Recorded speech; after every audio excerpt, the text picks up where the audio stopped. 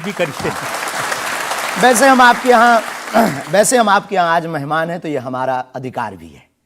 तो दयालु जी, हमारे ऊपर, सबके ऊपर बागेश्वर बालाजी की कृपा है, लेकिन हमने अपने गुरुदेव की जो चरणों की सेवा की, उस सेवा के माध्यम से ऋषि परंपरा की जो मंत्र विधा हमको प्राप्त हुई है, वो हमारे पास एक ऐसी अनूठी है जिससे पूरा विश्व की मंगल कामना भी करते हैं। पूरा विश्व अपनी समस्याओं के समाधान के लिए गुरु के नाते बागेश्वर धाम चला आता है। शायद इसीलिए लोग हमारे पास आते हैं। मैंने तो ये देखा कि जब से आप संस्कार टीवी पर आना शुरू हुए और लोगों ने आपके प्रवचन सुने, उसके बाद लोकप्रियता बड़ी तेजी से बढ़ने लगी। हाँ, ये कह सकते हैं माध्यम है, परंतु देखो साधन है, साध्य नहीं। दरबार 3 पीढ़ी से लग रहा, हमारे दादा गुरुजी भी लगाते थे, हम भी 11 साल से लगा रहे हैं। नजर आपकी आज पड़ी है अब इसमें, और हमें ये लगता है कि इसमें ये हमारी गलती नहीं है, देखने वाले की गलती है। बड़ी देर से देखा है हमें, हम तो पहले से ही गुरु कृपा से चमकदार थे। मुझे तो लग रहा है बहुत जल्दी देख लिया आपको, भी तो आपकी उम्र ही कुछ नहीं है। हम उस परंपरा से हैं, जब 5 वर्ष की अवस्था में ध्रुव जी लीला कर सकते हैं, प्रहलाद जी लीला कर सकते हैं, तो हम 26 साल में क्यों नहीं लीला कर सकते? तो आपने क्या क्या लीलाएं की हैं? कोई ऐसी लीला नहीं की जिसमें हम फंसे, लेकिन आपकी अदालत में आए हैं, और आपके उसमें आप जो कह रहे हैं, तो हमारे जीवन में गुरु कृपा से जो किया सब सनातन के लिए किया, और केवल सनातन के लिए करें। लीला का मतलब ये, हम कोई ईश्वर नहीं है, हम कोई भगवान नहीं है। साधारण जैसे ये इंसान है, वैसे हम मानव हैं, हम में कोई अलग नहीं है। बस हमने अपनी परंपरा को ठीक से जाना, ये अलग है। आप जब स्कूल में पढ़ते थे तो जैसे बाकी छात्र होते हैं ऐसे ही थे लगभग, और मास्टर जी कहते थे ये स्कूल में ना आए तो अच्छा है, इतना शरारती है। हाँ, उपद्रवी तो थोड़ा थे, क्योंकि हम जाते थे तो एक तो बहुत कम जाना होता था, लेकिन बहुत गंभीर और सौम्य भाव से हम जाते थे, और लोगों की भावनाएं हमारे पास रहती थी। चूंकि हमारे दादा गुरु का नाम बहुत प्रसिद्ध था, तो दादा गुरु के कारण लोग हमको भी प्रेम देते थे, स्नेह देते, दुलार देते। हमारे दादा गुरु जी को हनुमान जी का 2 बार साक्षात्कार हुआ, ऐसा हमने माना और उनके अनुयायियों ने माना।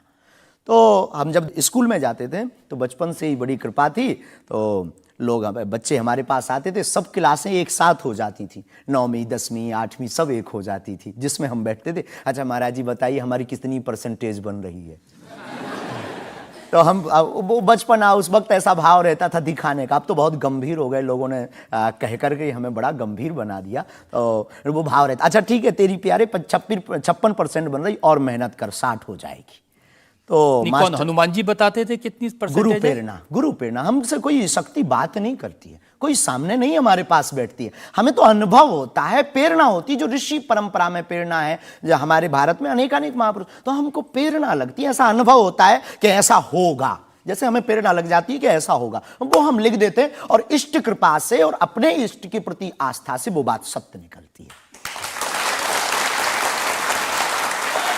हमारा जीवन भी बड़ा अभाव से गुजरा। एक छोटी झोपड़ी रहती थी, वो भी झोपड़ी, कच्ची झोपड़ी, उसमें पिताजी रहते थे, हमारी माँ, हमसे छोटी बहन और उससे छोटा भाई, 5 लोग उसमें रहते थे। उसी में भगवान को स्थान था।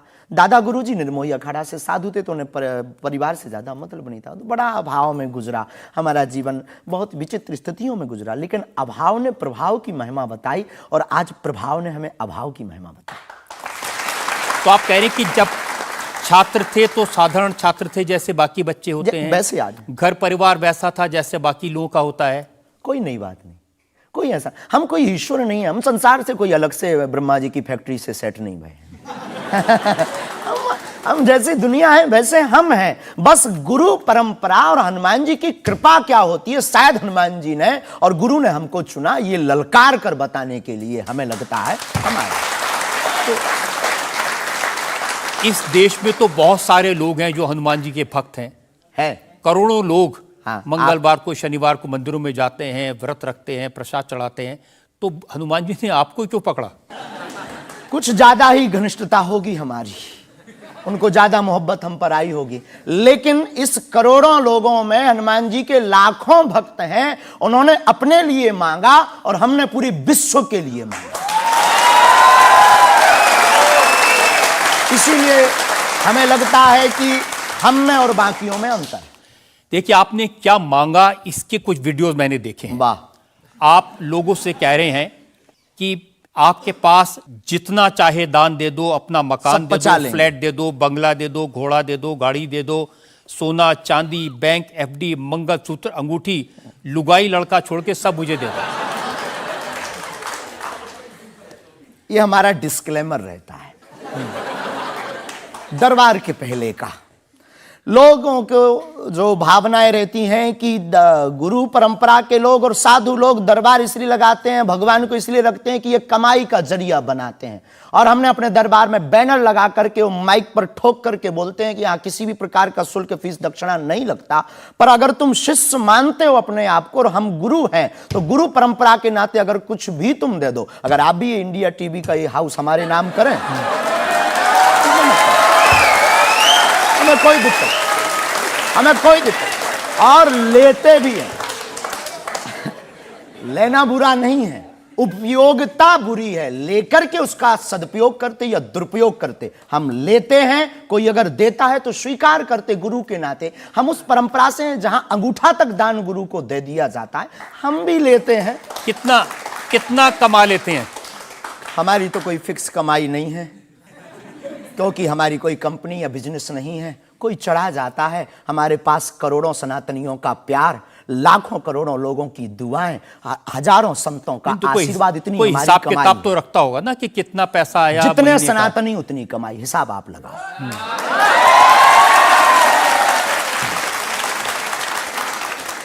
ज्यादा बातें इसलिए होती हैं कि आप जो स्टंट करते हैं पब्लिसिटी के लिए, आप ऐसी ऐसी बातें कह देते हैं।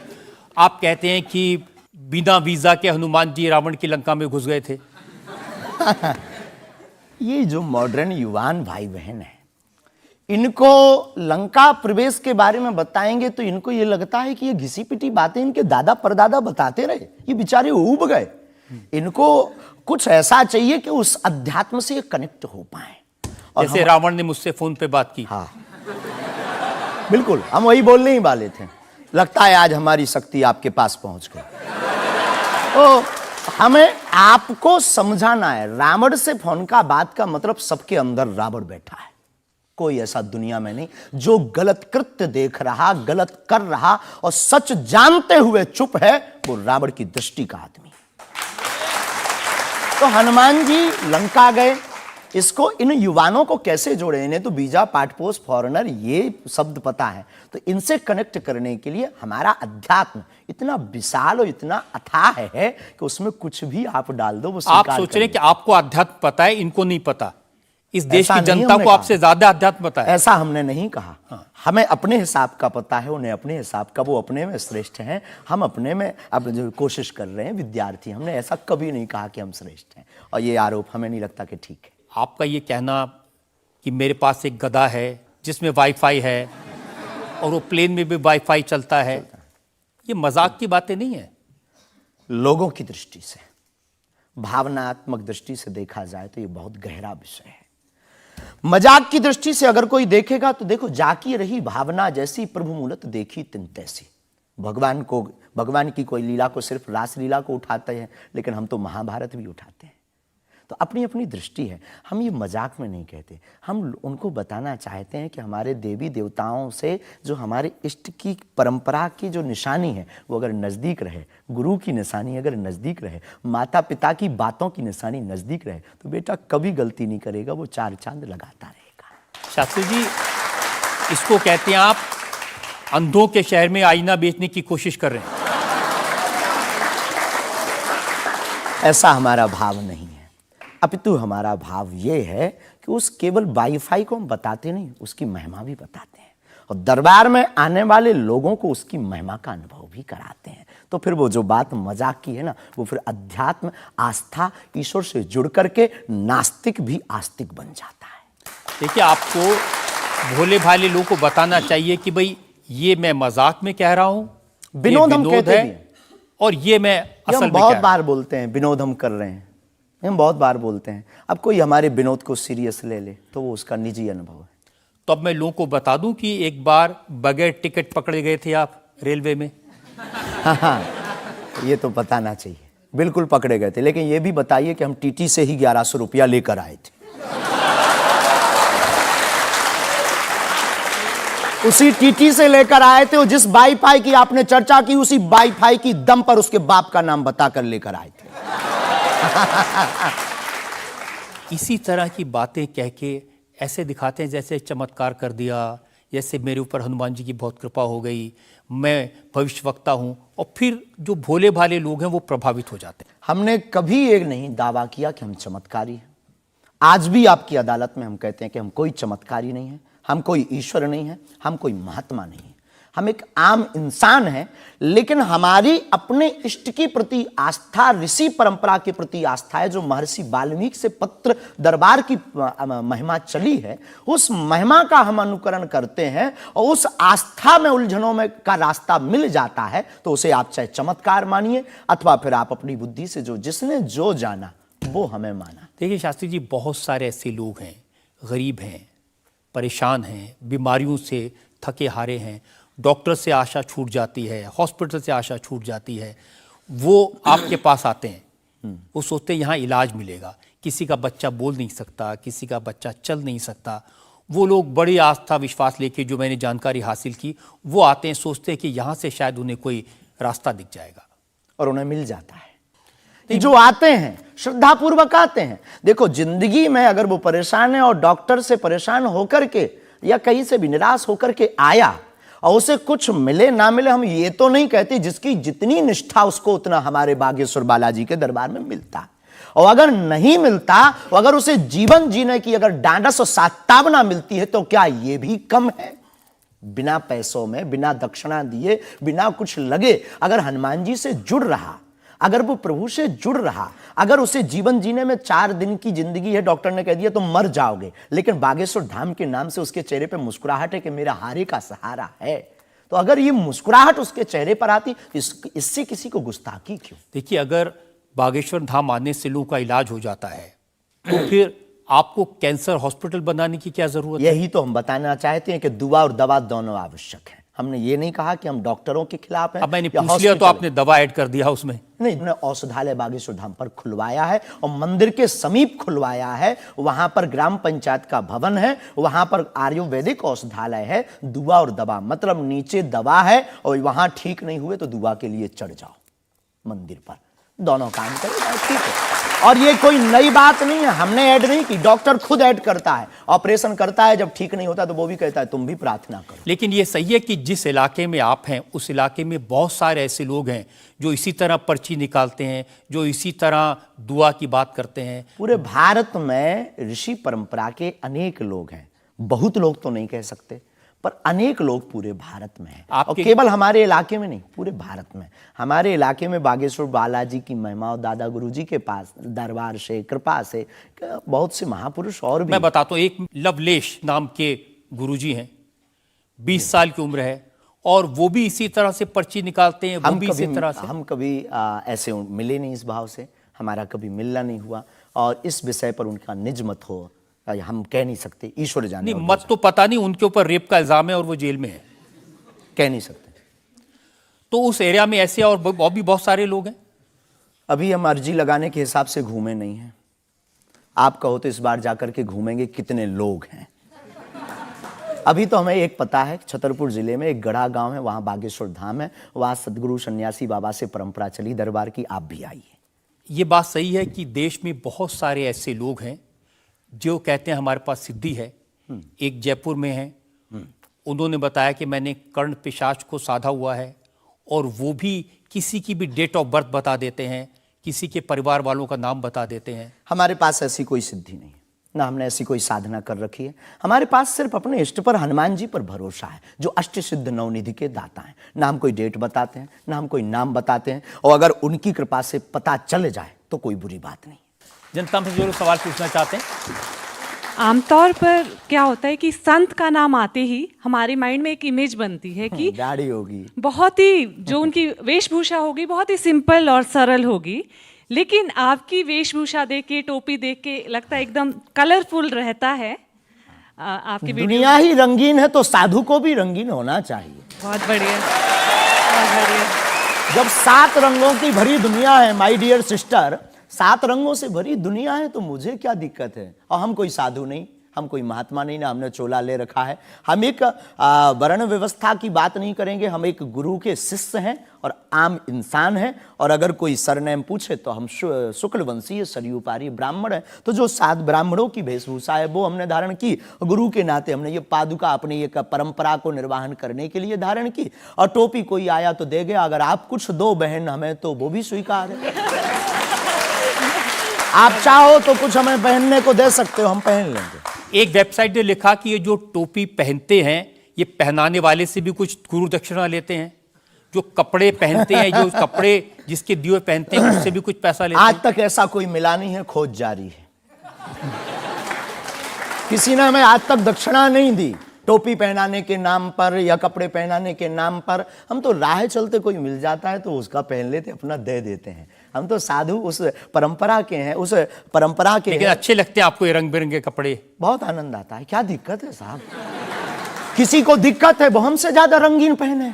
एक शायर ने कहा कि जो खानदानी रईस हैं वो मिजाज रखते हैं नर्म अपना, आपका लहजा बता रहा है आपकी ये दौलत शोहरत नहीं।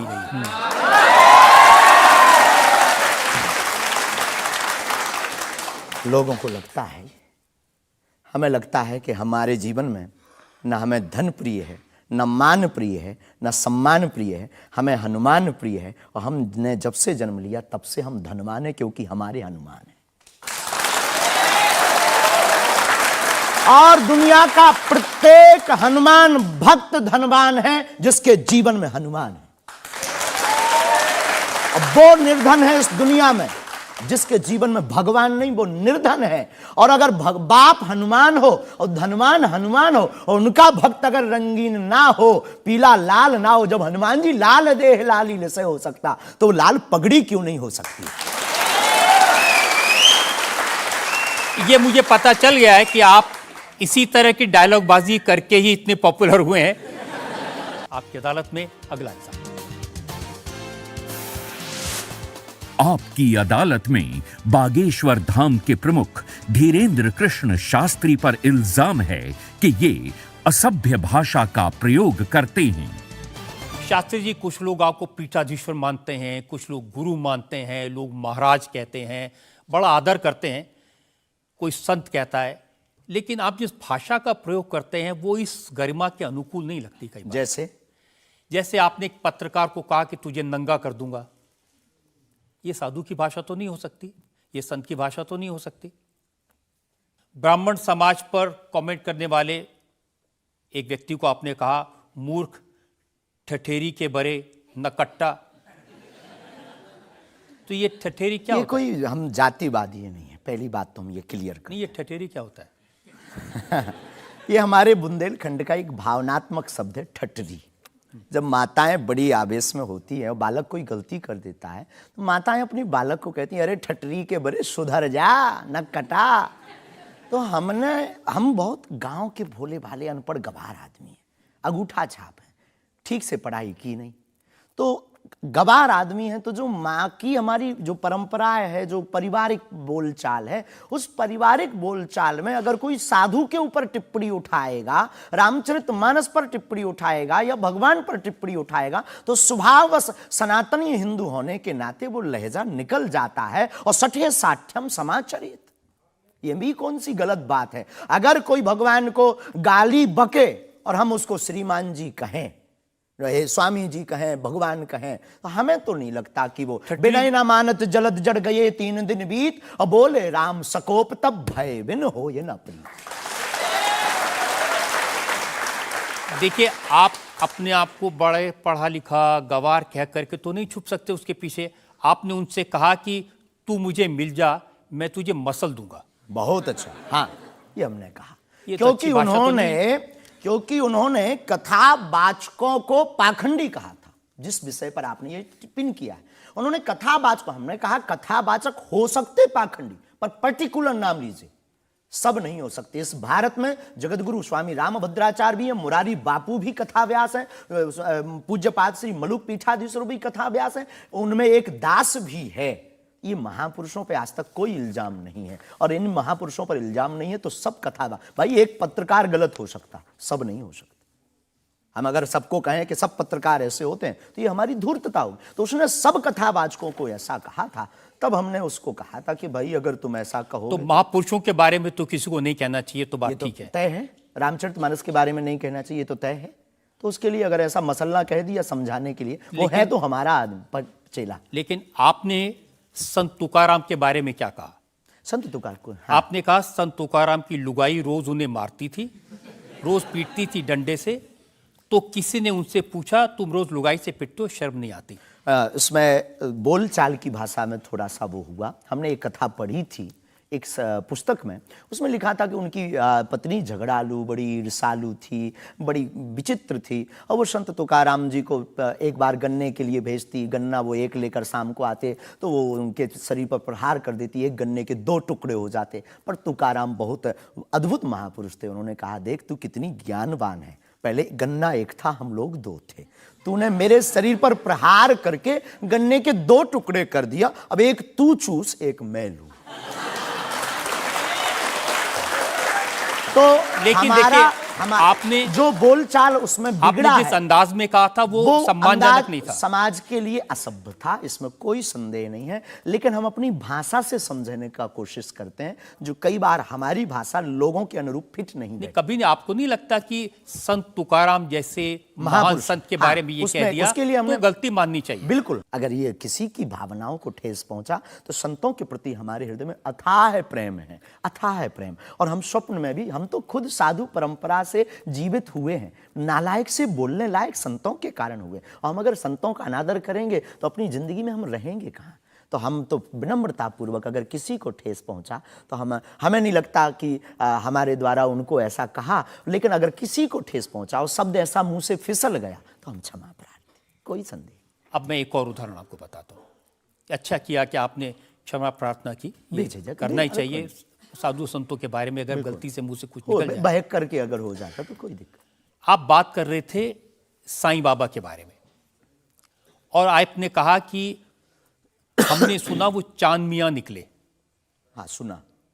आपने कहा कि कई बार लगता है कि 33 कोटि क्या कम पड़ गए, और समझदार के लिए इशारा काफी है जी। जिन साईं बाबा को करोड़ों लोग मानते हैं, करोड़ों लोग की श्रद्धा उनमें है, उन्हें भगवान मानते हैं, उनकी पूजा करते हैं, उनके मंदिरों में लाखों लोग जाते हैं, उनके बारे में इस तरह की भाषा? बात ये थी, प्रश्न ये था क्या साईं बाबा हिंदू हैं या मुसलमान? हमने कहा हम तो उस वक्त थे नहीं भाई साहब, अगर होते तो देखते टोपी पहनते थे कि माला। तो हमने जो सुना है, कोर्ट ने कहा, ऐसा एक पत्रकार में पत्र वार्ता में निकला है कि वो चांद मियां हैं। उन्होंने, उनके जो कमेटी के लोग हैं, उन्होंने क्षमा मांगी, तो हमने यही बात उनको बता दी, बस प्रेस की बात बता दी। तो हमसे ज्यादा ये आरोप जिस पत्रकार ने ये छापा है उस पर उठना चाहिए। नहीं, लेकिन आपके कहने से लोगों की भावनाएं आहत हुई। हमारा किसी भी संत के प्रति अनादर नहीं, सब धर्मों के प्रति सम्मान है। जो जिस धर्म को मान रहा बलपूर्वक उसको मानना चाहिए। हम सिर्फ अपने धर्म के कट्टर हैं, सिर्फ ये बताना चाहते हैं हम आपको। तो साईं बाबा का सम्मान करते हैं आप? बेझिझक, संत के नाते, संत के नाते बेझिझक। हमें बाबा साईं बाबा से क्या आपत्ति है, क्या विपत्ति है? हमें अपने आप से आपत्ति नहीं है, हमें किसी साधु से कैसे आपत्ति हो सकती? क्योंकि जिस सनातन धर्म की आप बात करते हैं वो वसुदेव सबसे पहले तो संयम, धैर्य, भाषा पर नियंत्रण, ये सब। लेकिन कब तक धैर्य, कब तक संयम? राम की यात्रा पर कब तक पत्थर सहेंगे? पालघर के संतों को बर्बरता के साथ मारा जाता है, कब तक सहेंगे? रामचरितमानस की प्रतियां जलाई जाती हैं, कब तक सहेंगे? संतों को पाखंडी इस देश में बताया जाता है, कब तक धैर्य और संयम रखें? एक दिन भगवान का भी धैर्य खो गया था और उन्होंने भी बाण मार करके समुद्र को सुखा दिया था और रावण का दमन कर दिया था। तो हम कब तक धैर्य, ये भोले भाले लोग, ये भोले भाले सनातनी कब तक ये धैर्य सहेंगे? और एक बात हम आपकी अदालत में बोल देते हैं, सनातन के लिए अगर हमारे प्राण जाते हों और अगर लोगों की दृष्टि में हम असंयमित हैं तो ये हमें बने रहने दीजिए। देखिए, सनातन धर्म के बारे में आप अच्छी बातें कही, किसी को आपत्ति नहीं है, लेकिन अभी जो आप इतनी जोर जोर से कह रहे थे कब तक बर्दाश्त करें, कब तक बर्दाश्त करें, तो कौन आपको बर्दाश्त करने को कह रहा है? जो ये प्रतियां जला रहे हैं, जो संतों को मार रहे हैं, जो सनातन के खिलाफ झूठा प्रचार कर रहे हैं, जो संतों के खिलाफ और सनातन की संस्कृति को छिन्न भिन्न करने के लिए मूवी बना रहे हैं। जब आप ऐसी बातें कहते हैं ना, तो असदुद्दीन ओवैसी जैसे लोगों को ये कहने का मौका मिलता है कि इन लोगों को अनाप शनाप बातें करने का अधिकार दे दिया सरकार ने। उनको लगता है कि इस तरह की बातें करते हैं उससे समाज में नफरत पैदा होती है, दीवारें खड़ी होती हैं। हम करें तो चोरी, वो करें तो सीना जोरी। उनके मंचों से मारने काटने की बात होती तब नहीं। अक्षरधाम में 40 हिंदुओं को मारा जाता तब नहीं है। उनके खुले मंच पर धर्म परिवर्तन करवाया जाता है तब कुछ नहीं होता है। उनके खुले मंच पर संतों को, कितने संतों की हम आपको वीडियो क्लिप ना दिखा दें, उनके खिलाफ टिप्पणी की, गाली बकी गई, यहां तक कि हमको भी रोज 500 गालियां आज दी जा रही। तो क्या ये सही है? शास्त्री जी, हिंदू समाज में भी ऐसे बहुत सारे लोग हैं जो इस तरह की भाषा का इस्तेमाल करते हैं, जो इस तरह की धमकियां देते हैं, जो दूसरे धर्मों की भावनाओं को हमें नहीं आहत लगता करते कि हैं। हिंदू समाज धमकियां देता है, जवाब दे। समाज नहीं, हिंदू समाज में भी कुछ लोग ऐसे वो हैं, कुछ लोग अगर जो हैं इसी तो तरह का भाषा का इस्तेमाल सबका करते तो नहीं कह सकते, हाँ। पर हम प्रत्युत्तर दें। नहीं, जो लोग ऐसे लोग हैं उनके लिए भी आपको उसी सख्ती से बोलना चाहिए। हम किसी भी पंथ के विरोधी नहीं हैं, हम सनातन धर्म के कट्टर हैं। और सनातन का विरोध हमें मुसलमानों से डर नहीं है, ना पादरियों से, ईसाइयों से, अपने में भी रहने वाले कुछ जयचंदों से भी डर है जो सनातन का विरोध कर रहे हैं। हम उनके खिलाफ भी बोलते हैं। और ये जो मसलने वाला विषय है, ये मसलने वाला विषय जो हमने बोला है, वो किसी मुसलमान के लिए नहीं बोला, एक हिंदू व्यक्ति के लिए ही बोला, जब उसने संतों पर उंगली उठाई थी। और बोलना हमें मौलिक अधिकार है, हम भी भारतीय नागरिक हैं। मुसलमानों से कुछ परेशानी है? बिल्कुल भी नहीं, हमारे तो मित्र भी हैं। मैंने तो ये हमें भी कोई सुना कि आपकी बहन की शादी एक मुसलमान से पैसे लेकर सहयोग आपने दी, करवाई हाँ। थी। आज भी हमारा मित्र, अभी 5 दिन पहले ही मिला, चाय भी पी। और हमारा लगभग 500-600 मुसलमान परिवार है जो आत्मा से जुड़े हैं। इस भारत का प्रत्येक नागरिक अपने हृदय पर अगर हाथ रखे ना, अब मीडिया में वो कुछ भी बोले, तो उसकी रंगों में राम और कृष्ण का ही ब्लड बह रहा है। तो हम मानवता के पुजारी हैं, हम मानवता के पुजारी हैं, जातियों के या पंथ के पुजारी नहीं। हम इसको लेकर मेरे पास और इल्जाम है। हम एक ब्रेक के रुकेंगे और ब्रेक के बाद आपकी अदालत में धीरेन्द्र के शास्त्री पर इल्जामात और सवाल का एक और आपकी अदालत में अगला इल्जाम। आपकी अदालत में बागेश्वर धाम के प्रमुख धीरेन्द्र कृष्ण शास्त्री पर आरोप है कि ये अपने विरोधियों को धमकी देते हैं। शास्त्री जी, सुना है कि विरोधियों को धमकी दे रहे थे आप, लेकिन आजकल आपको भी धमकियां मिलने लगी हैं। आपको भी लोग कह रहे हैं कि जान को खतरा है। हाँ, ये कोई नई बात नहीं है। इस भारत में जब जब भी सनातन की बात किसी ने पुरजोर तरीके से उठाई है, तो उसको मिटाने के लिए और उसको डिगाने के लिए तरह तरह के स्वांग और षड्यंत्र, तरह तरह के प्रायोजित ढंग से उसको फंसाने के उपाय किए गए हैं। लेकिन सिर पर सीताराम, फिकर फिर क्या करना। और रही बात धमकी की, तो साधु परंपरा में या हम अपनी गुरु परंपरा में कभी किसी को धमकी नहीं देते हैं। हम सिर्फ ये कहते हैं, कायदे में रहोगे तो फायदे में रहोगे। आपके लिए सुरक्षा की मांग करने के लिए आपके समर्थकों ने जंतर मंतर पर एक प्रदर्शन किया, उसका वीडियो मैंने देखा है। और जो लोग बागेश्वर धाम के नाम पर वहां प्रदर्शन कर रहे हैं, वो कह रहे थे अब चाकू छोड़ो, तलवारें रखो, अब इन लोगों को गोली मारो। और वो लोग बहुत ही हिंसक भाषा का इस्तेमाल ये बिल्कुल भी कतई हमें पसंद नहीं है, और इसकी छूट हमने कदापि किसी को नहीं दी है। क्योंकि हम स्वयं ये कहते हैं कि जिंदगी में याद रखना, सनातन धर्म वो धर्म है जो अहिंसा का पुजारी है, और हम हिंसा के पक्षधर नहीं है। क्योंकि हिंदू का अर्थ ही होता है जो हिंसा का दमन करे। लेकिन आपने तो कुछ रिएक्ट ही नहीं किया। वो आपके स्पोक्स पर्सन हैं, उन्होंने आप कहा कि अरे तुम सब कब मारोगे, जब सब मर जाओगे, ईसाइयों को, मुसलमानों को कब मारोगे? नहीं, ये बात बिल्कुल गलत है, क्योंकि सबको जीने का अधिकार है, और हमें ऐसी कोई जानकारी नहीं लगी, और हमारी तरफ से कोई लोग नहीं गए। लेकिन मैंने आपको जानकारी दे दी, आप चाहें तो मैं आपको वीडियो भेज दूंगा, वो देख लीजिए। बिल्कुल, हम एक बार बोलेंगे उनको, बेझिझक बोलेंगे। हम कभी इसके पक्षधर नहीं है। हम भारत में बहुत प्रेम और बहुत ही अहिंसा पूर्वक जीवन के पक्षधर हैं, इसलिए हमने हिंदू राष्ट्र की मांग की है। इतने अहिंसा के पक्षधर हैं आप, आपने खुद एक बार कहा कि अब सब हिंदू अपने हाथ में हथियार माला और भाला रखो। ये तो हमारी देवी देवताओं के भी हाथ में है। प्रत्येक भगवान के हाथ में, किसी के हाथ में मुगदर है, त्रिशूल है, उनसे भी लोगों को आपत्ति होगी, जिन्हें दिक्कत है। हम सुरक्षा करना, भारतीय संविधान में भी हथियार देने का लाइसेंस दिया जाता है, उसको बंद करवाया जाए। जो हथियार देने का लाइसेंस है वो इसलिए आत्मरक्षा के लिए। आत्मरक्षा के लिए। तो हम भी आत्मरक्षा के लिए भाला रखवा रहे हैं। हमारी क्षमता नहीं ना बंदूक लेने की, साहब गरीब आदमी है।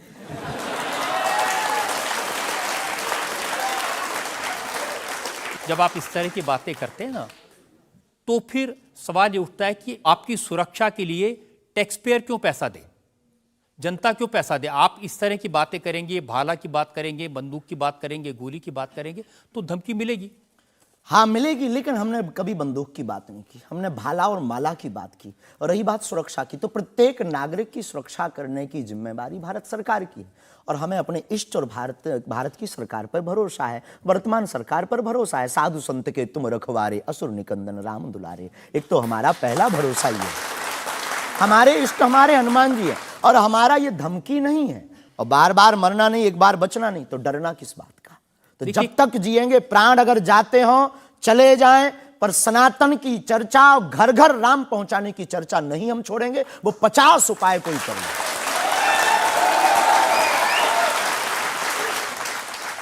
कोई ना कोई डर तो है। आप कहते हैं कि मैं अब बुलडोजर खरीदने वाला हूं, हिंदुओं एक हो जाओ, पत्थर मारने वालों पर बुलडोजर चलाओ। ये भी हमारा अहिंसात्मक बयान है, पूर्ण अहिंसात्मक। बुलडोजर कब से अहिंसात्मक हो गया? वाह, ये कुआं खोदने के भी तो काम आता है। तो हमने कहा कि अगर राम की यात्रा पर कोई पत्थर फेंकेगा तो बचाने के लिए भाई बुलडोजर खरीदो। और अगर किसी को अपनी शरीर की दिक्कत है या किसी को अपने पंथ को दिक्कत है, वो क्रेन खरीद ले, हमें क्या दिक्कत है? हम कोई रोक नहीं रहे हैं। लेकिन अभी हमारे पास इतना रुपया नहीं आया कि हम बुलडोजर लें। और अगर आप लोग सहयोग करेंगे तो हम रख लें। देखिए, ये डायलॉग मारना अच्छा है, डायलॉग नहीं, लोगों को मजा भी आता है। गुरु की परंपरा के अनुसार हम सिर्फ एक बात बताते हैं। हाँ, लोगों को डायलॉग ये लगता है। कैसे गुरु हैं जिनकी परंपरा में कभी भाला, कभी बुलडोजर, और फिर कहते हैं मैं अहिंसा की ये बात हमारी करता हूं। ऋषि परंपरा है, ये भगवान राम की परंपरा है। अच्छा, धनुष भगवान बाण राम के लिए। टाइम पर बुलडोजर आते थे। भगवान राम धनुष बाण लिए थे। अब थोड़ा टेक्नोलॉजी बढ़ गई है, तो टेक्नोलॉजी के हिसाब से हमें भी बदलना चाहिए। परिवर्तन प्रकृति का क्या नियम करेंगे, है। क्या करेंगे बुलडोजर का? आत्मरक्षा। घर के बाहर रखेंगे कि देख भाई तू आना मत, ये भी है भाई। बंदूक जो इनके पास होती, सिपाहियों के पास चलाते थोड़ी है अनेक बार, वो तो दिखाने के लिए होती है कि तू कुछ करना। आप जो बातें कह रहे हैं ना कि सिपाहियों के पास भी बंदूक होती है, जो सीमा पर रक्षा करते हैं उनके पास बंदूक होती है, हमारे पास क्यों नहीं हो सकती? ऐसी बातें जानते, मैंने किससे सुनी थी बहुत साल पहले, भिंडरान वाले से। ये कौन है? भिंडरान वाले पंजाब में जो आतंकवाद फैला था उसके सिंबल थे। नहीं, हमने कभी बंदूक की बात नहीं की, बुलडोजर की। उनसे मैंने ये सवाल पूछा था। उन्होंने बुलडोजर रखी थी। मैं आपको बताता हूँ, उनसे मैंने, देखिए ये मजाक की बात नहीं है, मैंने उनसे सवाल पूछा था कि उनकी आपत्ति क्या थी कि जो हिंदू हैं वो यज्ञोपवीत क्यों पहनते हैं और सिख लोगों को कृपाण लेकर जाने की इजाजत क्यों नहीं होती। तो मैंने उनसे कहा कि यज्ञोपवीत से क्या नुकसान किसी को हो सकता है? तो उन्होंने कहा नहीं, इससे भी गला घोट के मारा जा सकता है। मैंने कहा आप तो बंदूक की बात कर रहे हैं।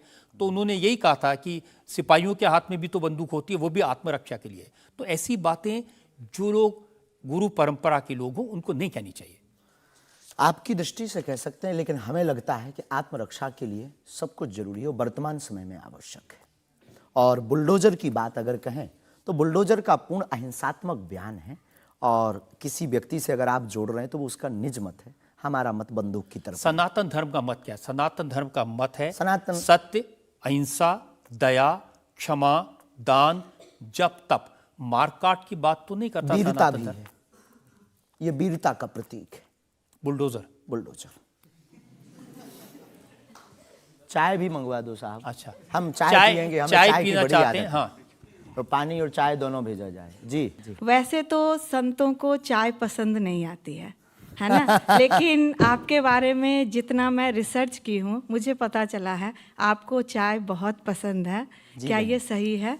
जी बहन, बहुत सही बात है। जो कौन सी चाय अदरक पसंद वाली करते चाय। हैं? अदरक वाली चाय, और हमारे दादा गुरु जी को बहुत प्रिय है। इस चाय से हमारी याद जुड़ी हुई है दादा गुरु से। हम 2 भाई हैं वैसे तो, पर ताऊ चाचा के मिलाकर के 10 भाई हैं। और हम जब दादा गुरुजी के पास जाते थे तो सब ऐसे ही बैठते थे। तो दादा गुरुजी बहुत सिद्ध महापुरुष, बहुत कम बोलते थे, महापुरुष थे।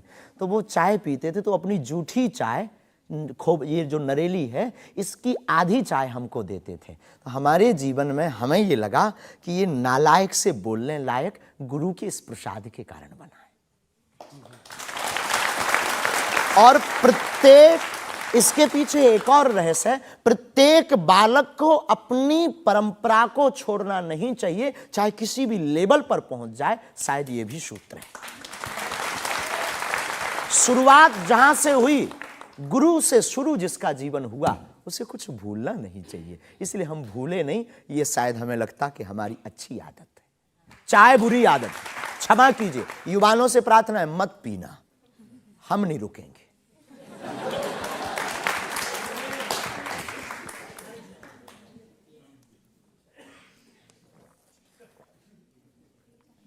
और हमारे दादा गुरु ने तो श्लोक भी बनाया है, कहो तो सुनाऊं। चाय पर श्लोक। चाय पर श्लोक आपने नहीं सुना होगा, एक बार सुन।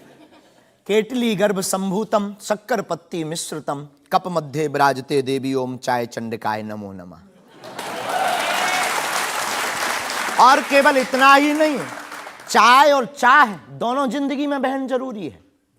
चाय हमारे लिए जरूरी है क्योंकि हमें लगता कि चाय से गुरु की याद आती है, और जिससे ईश्वर की याद आए वो बुरी चीज भी अच्छी है। और चाह, परमात्मा को पाने की चाह भी जिंदगी में बहुत जरूरी है। जिसके अंदर ईश्वर को पाने की चाह होती, वो आदमी भी नंबर 1 का होता। चाह पैसों से आनों में आती रही, चाह आनों से रुपया बनाती रही, चाह रुपयों से नोट बुनाती रही, चाह नोटों से कोठी चुनाती रही, चाह कोठी में मोटर मंगाती रही, चाह मोटर से होटल में जाती रही, चाह होटल में बोतल खुलाती रही, चाहे क्या क्या ना करती कराती रही। चाहे मोटर से होटल में जाती रही, चाहे होटल में बोतल खुलाती रही, चाहे क्या क्या ना करती कराती रही, चाहे पाली जिन्होंने वो पीले हुए, चाहे छोड़ी जिन्होंने वो रसीले हुए, चाहे जी से लगी जी जरा हो गया, चाहे हरी से लगी जी हरा हो गया। अब एक ही चाहे हमको चाहिए, वो अगर चाहे हनुमान जी तो फिर क्या चाहिए।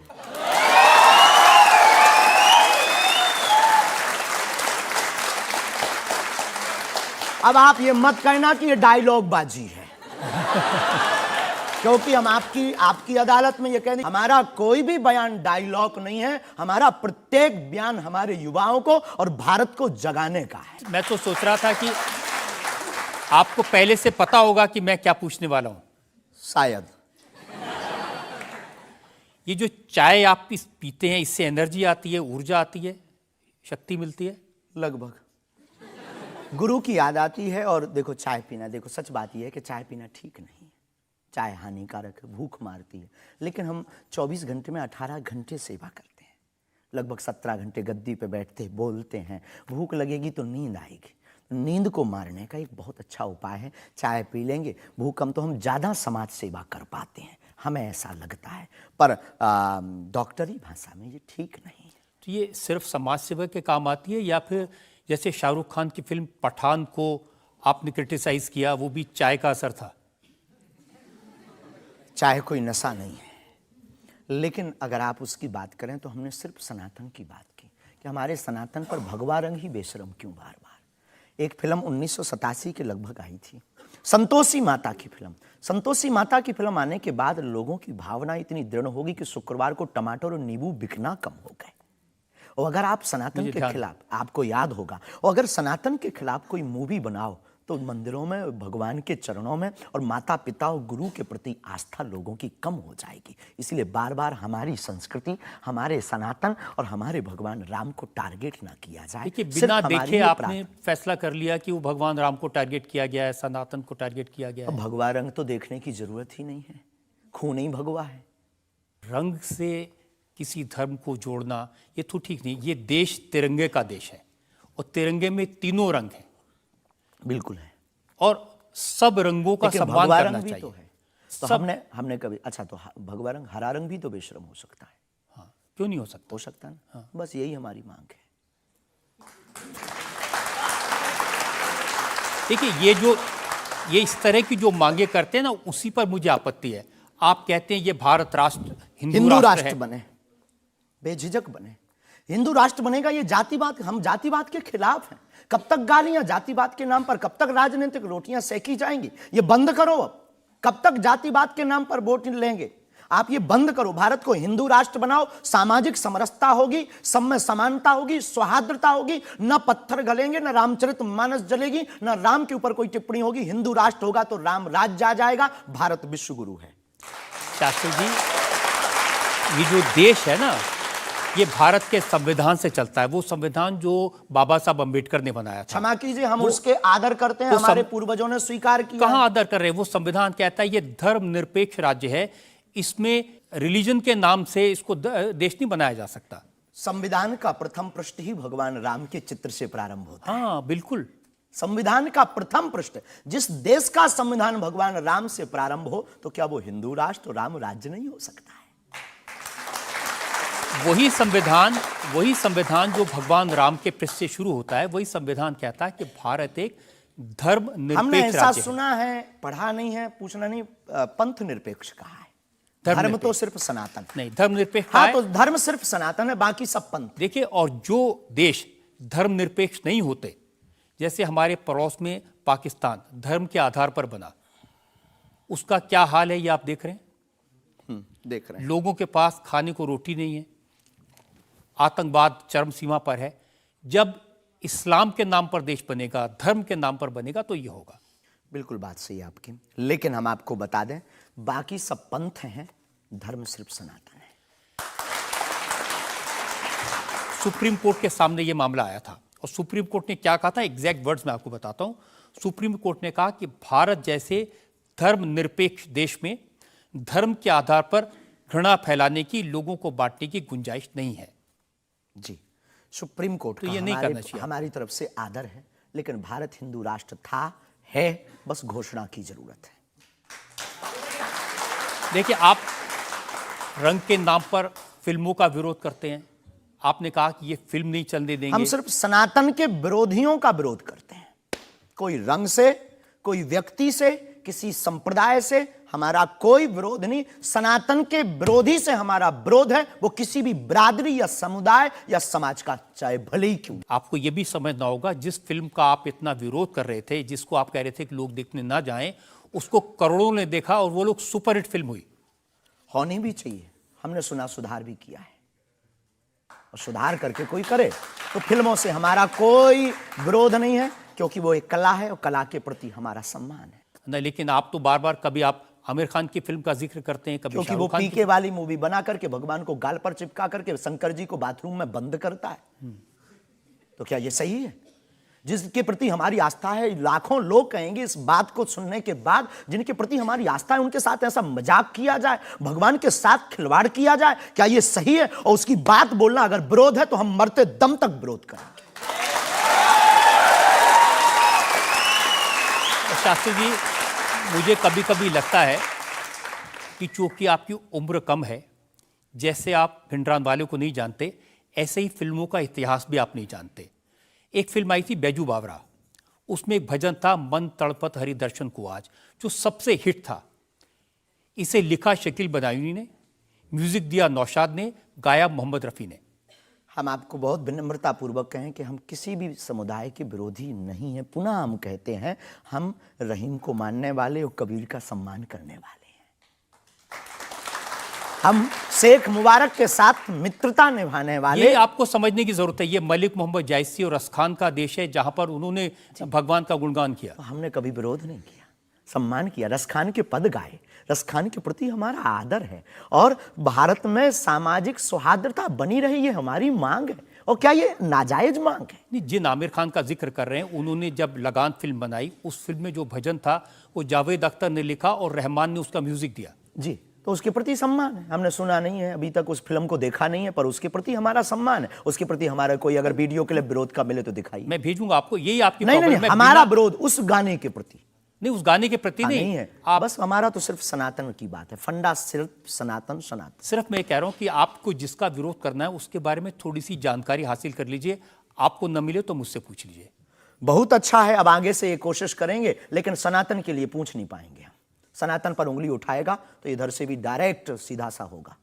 ऐसा लगता है कि जैसे आपने सनातन धर्म के नाम पर धमकियां देने की दुकान खोल ली है। अगर किसी को यह धमकी लगती है तो उसे लगना चाहिए, क्योंकि प्रत्येक भारतीय नागरिक को बोलने का अधिकार है और हमें भी बोलने का अधिकार है सनातन के लिए, क्योंकि हमारा जन्म सनातन के लिए हुआ, हमारा जीवन सनातन के लिए है और हम मरेंगे भी सनातन।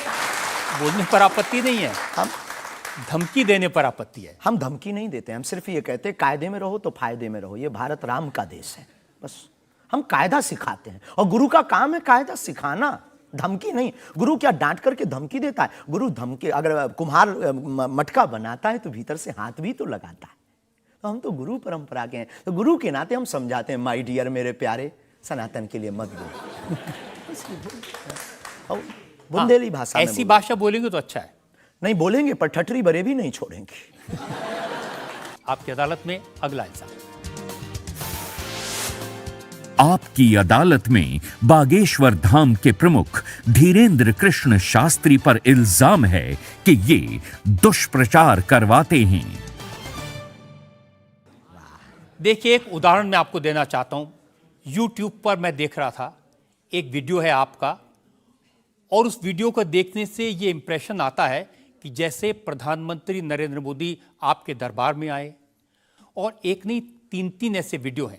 बागेश्वर धाम ऑफिशियल चैनल पर अब आपके समर्थकों ने बनाया, मैं आपको दिखा देता हूं, आप उनके बताइए लिए कि वो आपका है क्या अच्छा। नहीं। बागेश्वर धाम सरकार पहुंचे पीएम मोदी, तो क्या मोदी जी भी बागेश्वर धाम सरकार के भक्त हो गए हैं?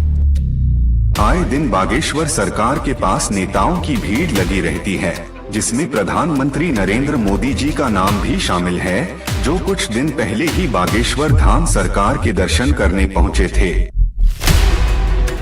और कहा जाता है कि कुछ दिन पहले नरेंद्र मोदी जी भी बागेश्वर धाम सरकार से अपनी अर्जी लगवाने आए थे। तो आइए सुनते हैं स्वयं पंडित धीरेंद्र शास्त्री से।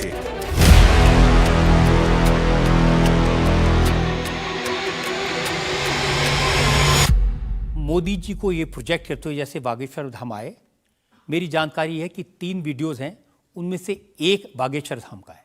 बागेश्वर धाम के ऑफिशियल चैनल से कभी हो ही नहीं सकता है, न ऐसी भूल हो सकती है, क्योंकि हमने कभी ऐसी इजाज़त नहीं दी। ये बहुत बड़ी गलतियां हैं।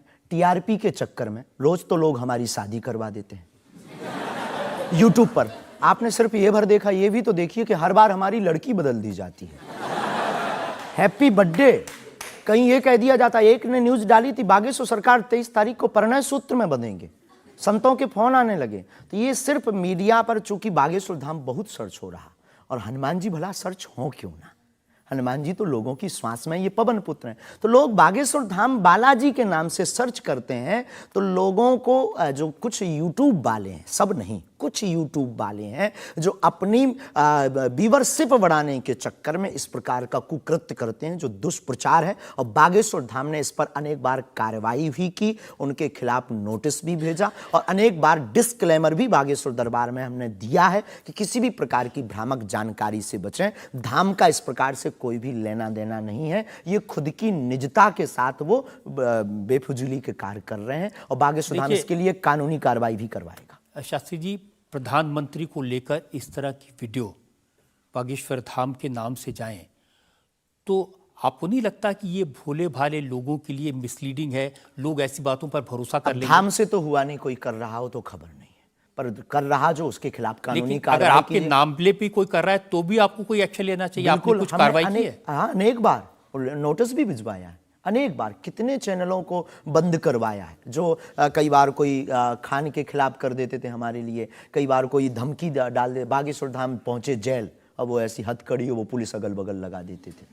तो इनसे हमारी आपके सोच से भी प्रार्थना, इसको बहुत देखा जाएगा, आपकी अदालत को जब भी देखा जाए, इस प्रकार की भ्रामक जानकारी से बचें। हम इस प्रकार, कोई भी हमारा दरबार या कथा प्रदर्शन का विषय नहीं है, हमारी कथा और दरबार दर्शन का विषय है।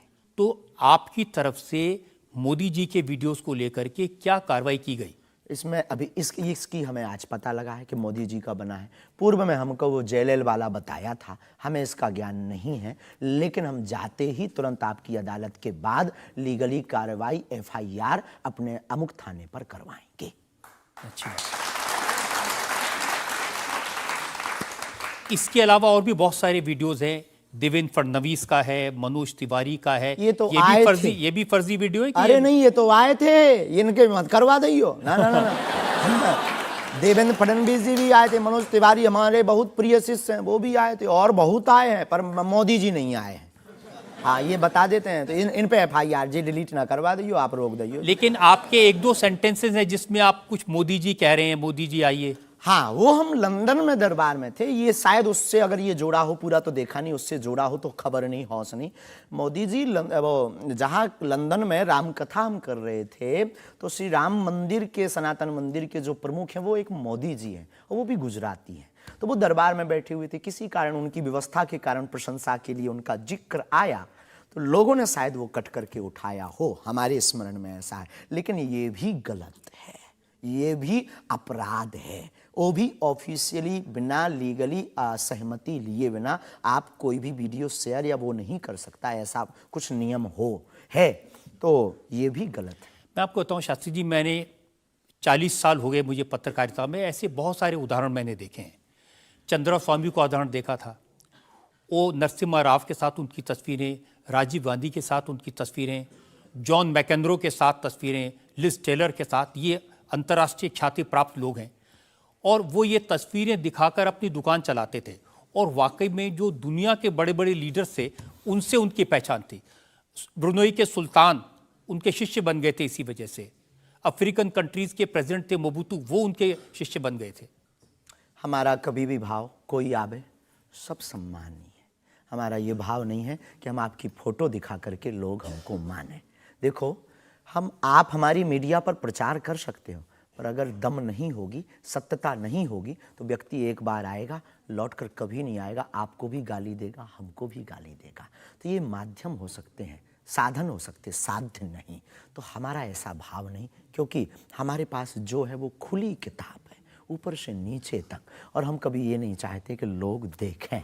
अब कोई देख रहा तो वो उनकी दृष्टि और उनकी आँख है, हम तो सिर्फ ये चाहते हमें हमारा परमात्मा हनुमान जी देखें, बस। क्या चाहते हैं आप हनुमान जी से? सनातन धर्म और हिंदू राष्ट्र। फिर भी मांग पूरी नहीं होगी। अगर हिंदू राष्ट्र आप कह देंगे कि बन गया, तो हम अखंड भारत मांगेंगे।